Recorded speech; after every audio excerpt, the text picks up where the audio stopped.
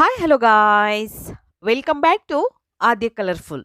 ನಾನು ಸುಮಾ. ಫ್ರೆಂಡ್ಸ್, ಇವತ್ತಿನ ವಿಡಿಯೋದಲ್ಲಿ ಒಂದು ಈವ್ನಿಂಗ್ ಸ್ನ್ಯಾಕ್ಸ್ ರೆಸಿಪಿನ ನಿಮ್ಮ ಜೊತೆ ಶೇರ್ ಮಾಡ್ಕೊಳ್ತಾ ಇದ್ದೀನಿ. ಈ ಒಂದು ಸ್ನ್ಯಾಕ್ಸ್ ತಯಾರಿಸೋದಕ್ಕೆ ಯಾವುದೇ ಮಿಷಿನ್ ಕೂಡ ಬೇಡ. 10 ನಿಮಿಷದಲ್ಲಿ ಗರಿ ಗರಿಯಾದನ ಚಕ್ಕಲಿ ಹೊಸ ರೀತಿಯಲ್ಲಿ ತಯಾರಿಸಿ ನೋಡಿ. ಖಂಡಿತವಾಗ್ಲೂ ತುಂಬಾ ಟೇಸ್ಟಿಯಾಗಿರುತ್ತೆ. ಈ ಒಂದು ಚಕ್ಕಲಿ ತಯಾರಿಸೋದಕ್ಕೆ ಖಂಡಿತ ಮಿಷನ್ ಇಲ್ಲದೆ ನೀವು ತಯಾರಿಸ್ಬೋದು. ಮನೆಯಲ್ಲಿ ಹೇಗೆ ತಯಾರಿಸೋದು ಅಂತ ಇವತ್ತಿನ ವಿಡಿಯೋದಲ್ಲಿ ನೋಡೋಣ ಬನ್ನಿ. ಓಕೆ, ಸೊ ಈ ಒಂದು ರೆಸಿಪಿ ತಯಾರಿಸೋದಕ್ಕೆ ಮೊದಲನೇದಾಗಿ ಒಂದು ಮಿಕ್ಸಿ ಜಾರ್ ತೊಗೊಂಡಿದ್ದೀನಿ. ಇದಕ್ಕೆ ಅರ್ಧ ಕಪ್ ಆಗುವಷ್ಟು ಅಡುಗೆ ಎಣ್ಣೆ ಹಾಕ್ಕೊಂಡಿದ್ದೀನಿ. ಹಾಗೆ ಅದೇ ಕಪ್ಪಿನ ಅಳತೆಯಲ್ಲಿ ಅರ್ಧ ಕಪ್ ಆಗುವಷ್ಟು ನೀರನ್ನು ಹಾಕ್ಕೊಳ್ತಾ ಇದ್ದೀನಿ. ಮಾಮೂಲಿಯಾಗಿ ನಾವು ನೀರು ಅಂದರೆ ಬಿಸಿ ನೀರಲ್ಲ, ವಾರಂ ನೀರನ್ನೇ ನಾನು ಉಪಯೋಗಿಸ್ತಾ ಇರೋದಿಲ್ಲಿ. ಹಾಗೆ ಒಂದು ಪಿಂಚಷ್ಟು ಇಲ್ಲಿ ಪಾಪಡ್ ಖಾರನ ಹಾಕ್ಕೊಳ್ತಾ ಇದ್ದೀನಿ. ನಾವು ತುಂಬಾ ಟೇಸ್ಟಿಯಾಗಿ ಈ ಒಂದು ಈವ್ನಿಂಗ್ ಸ್ನ್ಯಾಕ್ಸನ್ನು ತಯಾರಿಸ್ಬೋದು. ಹಾಗೆ ಈ ಒಂದು ಸ್ನ್ಯಾಕ್ಸನ್ನು ತಯಾರಿಸಿ ನೀವು ಸುಮಾರು 1 ಅಥವಾ 2 ತಿಂಗಳವರೆಗೂ ಕೂಡ ಸ್ಟೋರ್ ಮಾಡಿ ಇಡಬಹುದು ಫ್ರೆಂಡ್ಸ್. ಓಕೆ, ಸೊ ಇಷ್ಟನ್ನು ಹಾಕಿದ ನಂತರ ಒಂದ್ಸಲ ಗ್ರೈಂಡ್ ಮಾಡ್ಕೊಂಡು ಬಂದಿದ್ದೀನಿ, ನೋಡ್ಬೋದು ನೀವು. ನೀರು ಮತ್ತೆ ಎಣ್ಣೆ ಹಾಗೆ ಪಾಪಡ್ ಖಾರ ಇಷ್ಟನ್ನು ಹಾಕಿ ಮತ್ತೆ ಗ್ರೈಂಡ್ ಮಾಡ್ಕೊಂಡು ಬಂದಿದ್ದೀನಿ, ನೋಡ್ಬೋದು ನೀವು. ಈಗ ಅದನ್ನು ಒಂದು ಸೈಡ್ ತೆಗೆದಿಟ್ಕೊಂಡ್ಬಿಡೋಣ. ನಂತರ ಇಲ್ಲಿ ಕಡಲೆ ಹಿಟ್ಟನ್ನು ತೊಗೊಳ್ತಾ ಇದ್ದೀವಿ. ನಾವು ಬೋಂಡ ಬಜ್ಜಿಗೆ ಉಪಯೋಗಿಸ್ತೀವಲ್ಲ, ಅದೇ ಕಡಲೆ ಹಿಟ್ಟನ್ನು ಉಪಯೋಗಿಸಿ ಮಾಡ್ತಿರೋವಂಥ ರುಚಿಯಾದ ಒಂದು ಚಕ್ಕಲಿ. ತುಂಬಾ ಟೇಸ್ಟಿಯಾಗಿ ಬರುತ್ತೆ ಫ್ರೆಂಡ್ಸ್. ಖಂಡಿತವಾಗ್ಲೂ ಒಂದು ಸಲ ತಯಾರಿಸಿ ನೀವು, ಆಗ ನಿಮಗೆ ಇದರ ರಿಸಲ್ಟ್ ಗೊತ್ತಾಗುತ್ತೆ. ಒಂದು ಸಲ ತಯಾರಿಸಿ ತಿಂದರೆ ಮತ್ತೆ ಮತ್ತೆ ತಿನ್ನಬೇಕು ಅನಿಸುತ್ತೆ, ಅಷ್ಟು ಟೇಸ್ಟಿಯಾಗಿರುವಂತಹ ಒಂದು ಈವ್ನಿಂಗ್ ಸ್ನ್ಯಾಕ್ಸ್ ರೆಸಿಪಿ. ನಂತರ ಇಲ್ಲಿ ಈಗ ನಾನು ಮೊದಲನೇದಾಗಿ ಈಗ ಕಡಲೆ ಹಿಟ್ಟನ್ನು ಒಂದು ಬೌಲಿಗೆ ಹಾಕ್ಕೊಂಡಿದ್ದೀನಿ. ಬೌಲಿಗೆ ಕಡಲೆ ಹಿಟ್ಟು ಹಾಕಿದ ನಂತರ ಇದಕ್ಕೆ ರುಚಿಗೆ ತಕ್ಕಷ್ಟು ಉಪ್ಪನ್ನು ಮೊದಲಿಗೆ ಸೇರಿಸ್ಕೊಳ್ಳೋಣ.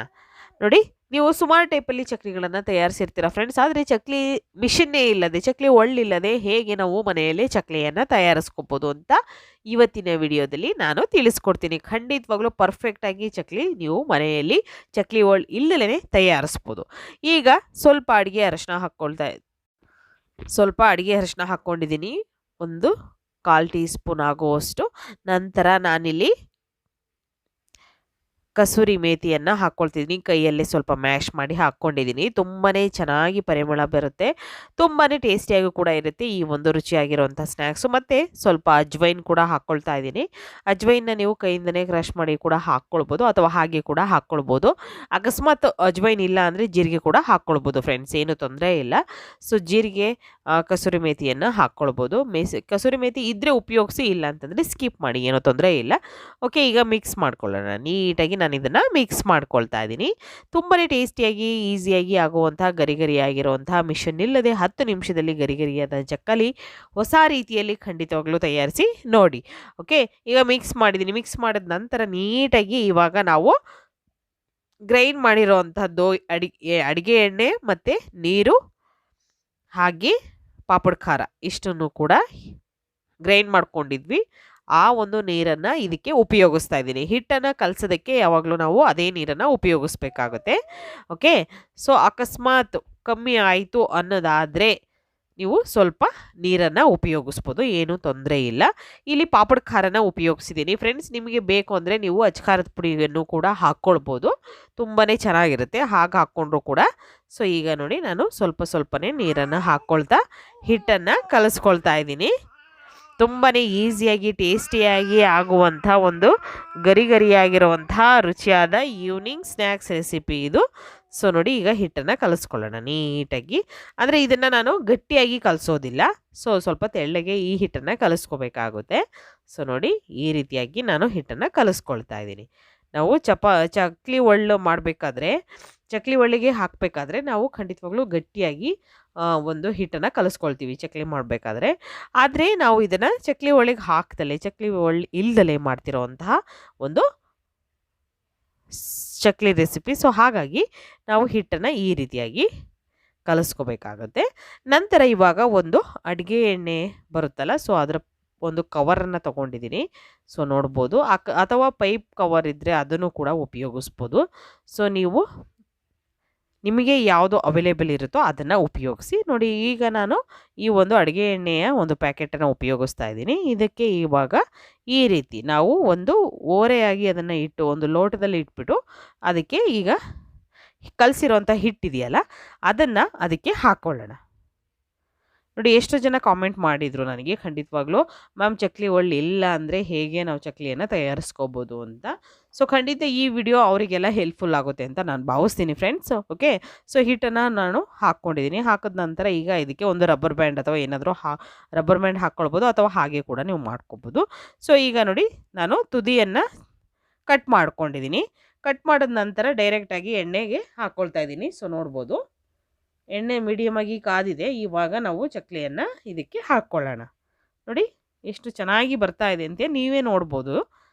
ತುಂಬಾ ಈಸಿಯಾಗಿ ಬರುತ್ತೆ. ಈ ಒಂದು ಚಕ್ಲಿಯನ್ನು ತಯಾರಿಸ್ಕೋಬೋದು. ನೀವು ಹೇಗೆ ಬೇಕಿದ್ರೂ ಮಾಡ್ಕೋಬೋದು.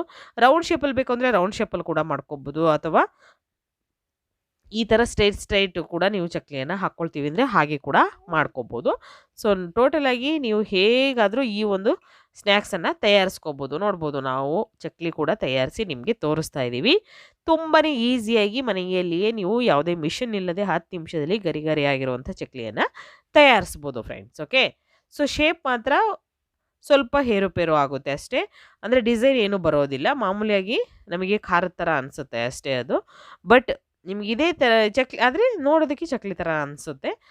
ನೋಡ್ಬೋದು ಟೇಸ್ಟು ಕೂಡ ಹಾಗೇ ಇರುತ್ತೆ. ಈಗ ಕಲರ್ ಚೇಂಜ್ ಆಗೋ ಹಾಗೆ ನಾವು 2 ಕಡೆ ಇದನ್ನು ಫ್ರೈ ಮಾಡ್ಕೊಳ್ಳೋಣ. ಚಕ್ಲಿ ಒಳ್ಳಿಗೆ ಹಾಕಿದ್ರೆ ಅದೇ ಬೇರೆ ಥರ ಬರುತ್ತೆ. ಈಗ ನಾನು ಅದನ್ನು ಕೂಡ ನಿಮ್ಮ ಜೊತೆ ಶೇರ್ ಮಾಡ್ಕೊಳ್ತೀನಿ. ಈಗ ನೋಡಿ ಕಲರ್ ಕೂಡ ಚೇಂಜ್ ಆಗಿದೆ. ಈಗ ಚೇಂಜ್ ಆಗಿರೋವಂತಹ ಈ ಒಂದು ಚಕ್ಲಿಯನ್ನು ನಾವು ಒಂದು ಟಿಶ್ಯೂ ಮೇಲೆ ತೆಗೆದಿಟ್ಕೊಳ್ಳೋಣ.